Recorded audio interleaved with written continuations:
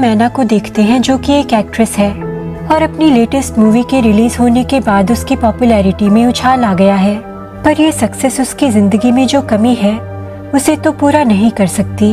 ऐना और उसका हस्बैंड डेक्स काफी वक्त से पेरेंट्स बनने की कोशिश कर रहे हैं, पर डॉक्टर्स के मुताबिक ऐना नेचुरल तरीके से मां नहीं बन सकती। इसीलिए अब एक लौता रास्ता उसके पास IVF का ही बचा है।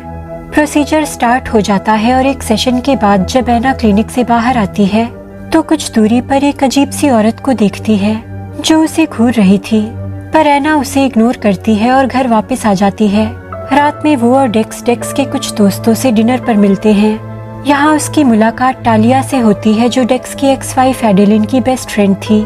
टालिया से ऐना को डेक्स की नई वर्क पार्टनर सोनिया के बारे में पता चलता है जो कि हूबहू एडेलिन जैसी दिखती है। ऐना भी जब सोनिया से एक आर्ट एग्जीबिशन में मिलती है तो हैरान रह जाती है। उसका पति एक ऐसी औरत के साथ कांटेक्ट में है जो उसे उसकी एक्स वाइफ की याद दिला सकती है। उसका इनसिक्योर होना तो लाजमी है ना, पर वो क्या करे।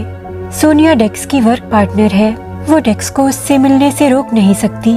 फिर एक दिन ऐना एक लाइव टॉक शो में एज अ गेस्ट जाती है। इंटरव्यू खत्म होने के बाद उसे क्लिनिक से कॉल आती है। डॉक्टर उसे बताता है कि वो 2 एग्स को फर्टिलाइज करने में कामयाब हो गए हैं और जल्द ही एम्ब्रियो इम्प्लांट कर देंगे। ऐना का एम्ब्रियो इम्प्लांट सक्सेसफुली हो जाता है। एक रात ऐना अचानक आधी नींद से जाग जाती है।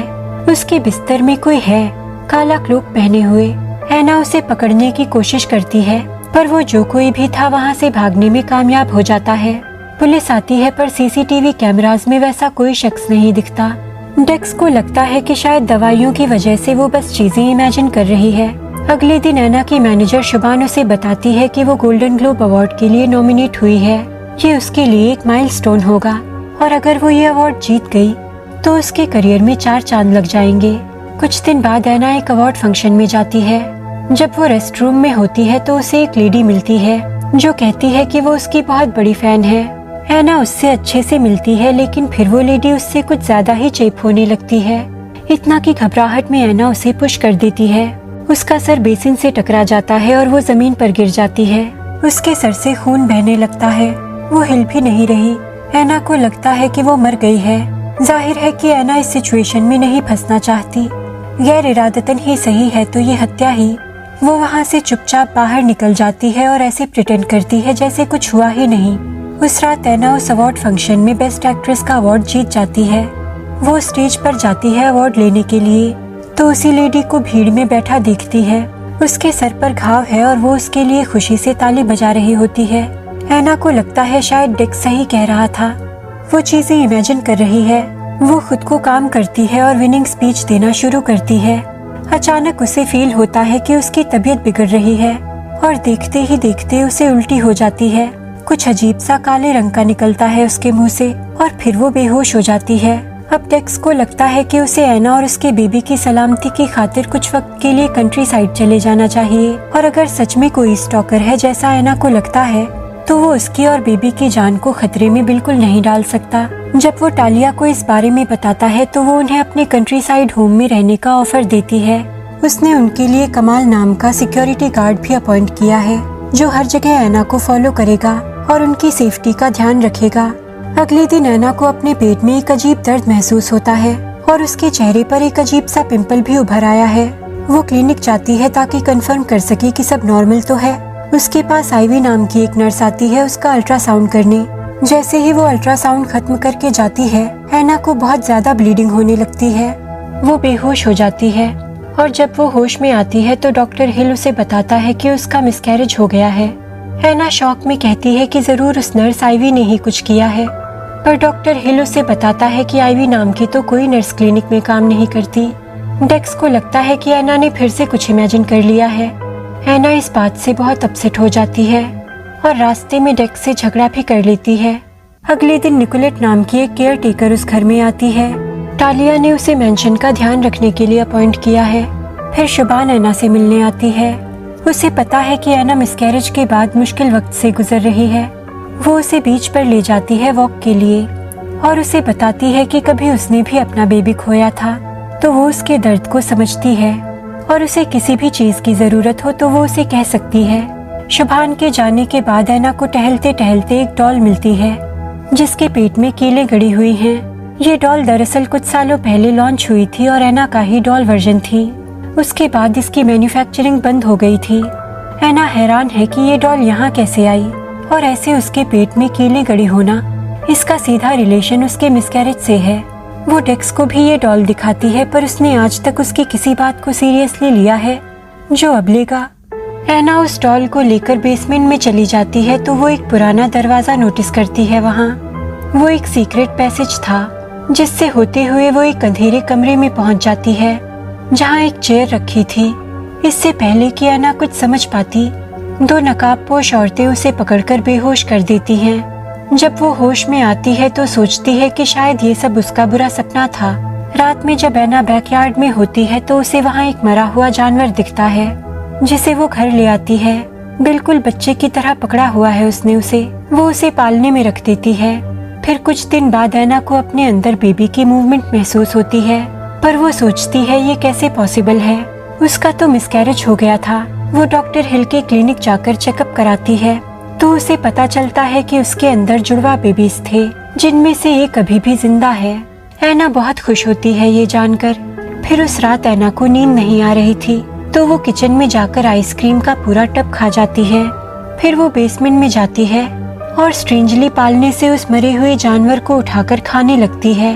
अगले दिन वो डेक्स से सोनिया को डिनर पर इनवाइट करने के लिए कहती है। जब सोनिया उनके घर आती है तो बातों बातों में एना उसे डेक्स की एक्स वाइफ एडेलिन की फोटो दिखाती है। सोनिया भी ये देखकर हैरान होती है कि उसकी शक्ल एडेलिन से मिलती है। एना उससे पूछती है कि क्या वो कभी एडेलिन से नहीं मिली तो वो कहती है कि अगर मिली होती तो उस शख्स को बिल्कुल याद रखती जो मेरी जुड़वा जैसी दिखती हो। वो एना को अपना और अपने होने वाले बेबी का ख्याल रखने को कहती है और चली जाती है। कुछ वक्त बीत जाता है और अब एना की डिलीवरी नजदीक है। डॉक्टर हिल उसे किसी भी तरह के काम की टेंशन ना लेने की हिदायत देता है और नर्वस तो बिल्कुल नहीं होना है उसे। इसीलिए एना शुभान से कहती है कि वो golden globe award function attend नहीं कर पाएगी। एना घर पर ही उस अवार्ड फंक्शन का ब्रॉडकास्ट देखती है और जिस बेस्ट एक्ट्रेस कैटेगरी में वो नॉमिनेटेड थी वही अवार्ड एक दूसरी एक्ट्रेस बबेट जो कि उससे काफी यंग थी उसे मिल जाता है। एना परेशान हो जाती है, यानी कि ऑस्कर भी बबेट को मिल जाएगा। अचानक उसे शुभान का कॉल आता है और वो पूछती है कि ऑस्कर जीतने के लिए वो क्या कर सकती है। एना कहती है कुछ भी। अगली सुबह एना को पता चलता है कि बबेट की कल रात कार एक्सीडेंट में डेथ हो गई। अब हमें 42 एडी का वेस्टर्न यूरोप दिखाया जाता है। एक प्रेग्नेंट औरत अपना पेट फाड़कर दो जुड़वा बच्चियों को जन्म देती है। यही दोनों बच्चियां सोनिया और एडेलिन हैं। तभी वैसी ही नकाबपोश औरत जिसने एना को बेसमेंट में बेहोश किया था उस औरत के पास आती है और यहाँ हम देखते हैं कि जिसने सोनिया और एडेलिन को जन्म दिया है वो औरत कोई और नहीं बल्कि नर्स आइवी है जिसने क्लिनिक में एना का अल्ट्रासाउंड किया था। फिर हमें 2013 का साल दिखाया जाता है जब एडेलिन और डेक्स साथ थे। एडेलिन एक रेस्टोरेंट चलाती थी और यहाँ खुलासा होता है कि सोनिया जानती थी कि एडेलिन उसकी जुड़वा बहन है। उसने झूठ कहा था एना से कि उसने एडेलिन को कभी नहीं देखा। वो निकोलेट के साथ एडेलिन से मिलने आती है और वो दोनों उसे उनके साथ क्लैन में वापस चलने को कहती हैं, पर एडेलिन उन्हें साफ मना कर देती है। दरअसल वो सब एक कल्ट का हिस्सा थे, लेकिन एडेलिन ने सब कुछ पीछे छोड़ दिया और डेक्स से शादी करके एक नॉर्मल जिंदगी जीने लगी। जब उसे पता चला कि वो प्रेग्नेंट है तो वो जानती थी कि कल्ट उसके बेबी को हार्म कर सकता है, इसीलिए उसने इस खबर की भनक किसी को नहीं लगने दी, डेक्स को भी नहीं। लेकिन जल्दी ही उसकी माँ आइवी कल्ट के कुछ लोगों के साथ आकर उसे किडनैप कर लेती है और यहाँ उसे पता चलता है कि टालिया, जिसे वो अपना बेस्ट फ्रेंड मानती थी, वो भी उस सिविल कल्ट का हिस्सा बन गई है और डेविल को खुद को समर्पित करके ही वो अचानक इतनी जल्दी अमीर बन गई थी। जब आइवी को रियलाइज होता है कि लाख कोशिश के बाद भी एडेलिन अब कल्ट में लौटकर नहीं आएगी तो वो उसके पेट में चाकू घोंप देती है और कल्ट की औरतों के साथ मिलकर उसे जिंदा जला देती है। फिर कहानी प्रेजेंट में आती है। एना एक पार्टी में जाती है जहाँ उसे वही क्लोक पहने हुए एक लड़की दिखती है जिसे उसने उस रात अपने बिस्तर में देखा था। ये कोरा है, डेक्स की सेक्रेटरी। जब एना उसे कन्फ्रंट करती है तो वो उसे बताती है कि डेक्स उस पर चीट कर रहा है और उन दोनों का एना के पीठ पीछे अफेयर चल रहा है। वो उस रात उसके घर में डेक्स के कहने पर ही घुसी थी। ताकि उसे पागल साबित किया जा सके। एना पूछती है कि क्या मेरे हेल्यूसिनेशंस के पीछे तुम हो? क्या वो डॉल, वो जानवर, सब तुमने किया? कोरा कहती है नहीं। उस दिन के बाद से उसे और कुछ करने का मौका नहीं मिला। ये सब कोई और ही उसके साथ कर रहा है, कोई उसके बेबी के पीछे है।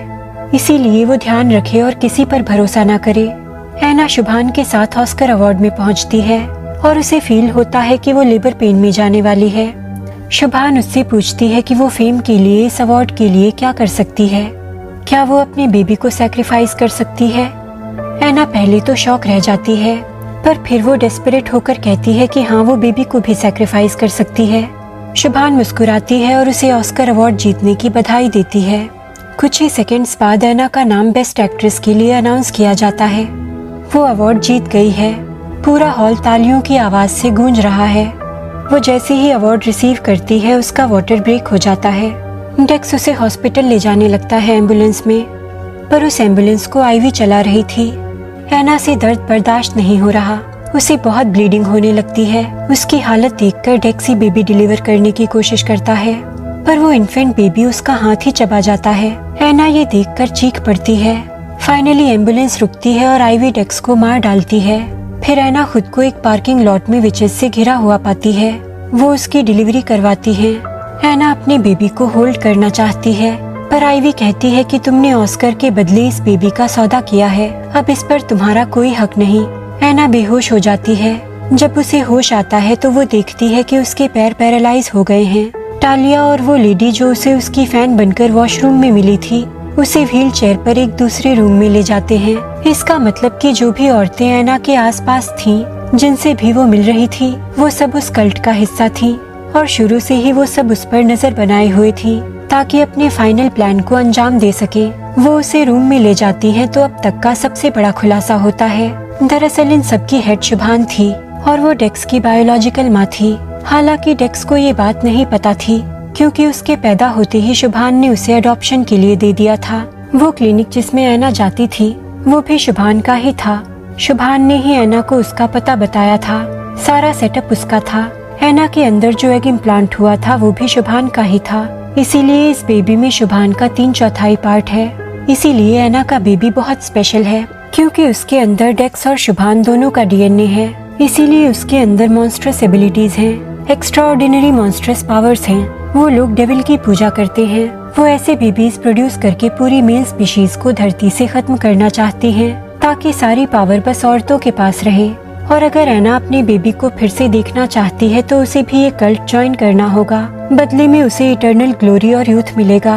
एना मान जाती है और अपने बेबी को अपनी गोद में लेती है, पर वो देखती है कि वो किसी नॉर्मल न्यूबॉर्न बेबी जैसा नहीं है। शुभान उसे रूम में अकेला छोड़ देती है ताकि वो बेबी को फीड कर सके। उस दौरान भी वो उसे हर्ट कर रहा है। तभी उसे वहाँ एडेलिन की स्पिरिट दिखती है। वो उससे कहती है कि सिर्फ रोशनी ही अंधेरे को मिटा सकती है। वो ग्रीक गॉडेस हेस्टिया का एक मंत्र पढ़ने लगती है। एना भी उसके पीछे पीछे वो मंत्र बोलने लगती है। उस मंत्र की शक्ति से शुभान और वो कल्ट डिस्ट्रॉय हो जाता है। उसका मॉन्स्टर बेबी गायब हो जाता है और अगले ही पल उसके पैर ठीक हो जाते हैं। उसे शुभान का क्राउन जमीन पर पड़ा मिलता है, जिसे वो पहन लेती है। तभी उसे एक रूम से बेबी के रोने की आवाज आती है। वो उस आवाज को फॉलो करती है तो एक रूम में एक नॉर्मल बेबी उसे पालने में मिलता है। अब उसके पास ऑस्कर और उसका बेबी दोनों हैं और सीरीज यहीं खत्म हो जाती है। पर क्या अब एना उस कल्ट की हेड है क्योंकि शुभान का क्राउन उसके सर पर है? शायद हाँ। और हो सकता है कि हमें इससे रिलेटेड कुछ आगे अमेरिकन हॉरर स्टोरी के अगले सीजन्स में दिखे। मे बी कोई क्रॉसओवर। एक सवाल ये भी है कि अगर उस कल्ट को एना का बेबी चाहिए था तो उन्होंने आईवी के थ्रू उसका मिसकैरेज करने की कोशिश क्यों की? तो मेरी थ्योरी ये है कि उसके अंदर ट्विंस थे, एक इविल बेबी और एक अच्छा खासा नॉर्मल बेबी। इसीलिए वो नॉर्मल बेबी को उस टाइम मारना चाहते थे, पर वो दोनों ही बेबी सरवाइव कर गए। मेडिकल चेकअप में शायद ये बात आई होगी कि उसके दोनों ट्विंस बच गए हैं, पर डॉक्टर हिल ने उसे बताया नहीं ताकि वक्त आने पर उसका निपटारा कर सके। एना ने 2 बेबीज को जन्म दिया होगा जिसे कल्ट ने छुपा लिया था उससे जब वो बेहोशी की हालत में थी। इविल बेबी तो डिस्ट्रॉय हो गया, पर दूसरा बेबी उसे रूम में मिल गया। खैर, अगर आपको ये वीडियो पसंद आया हो तो please like, comment, share and subscribe. और मैं आपसे मिलूंगी अगले वीडियो में। Thank you for watching.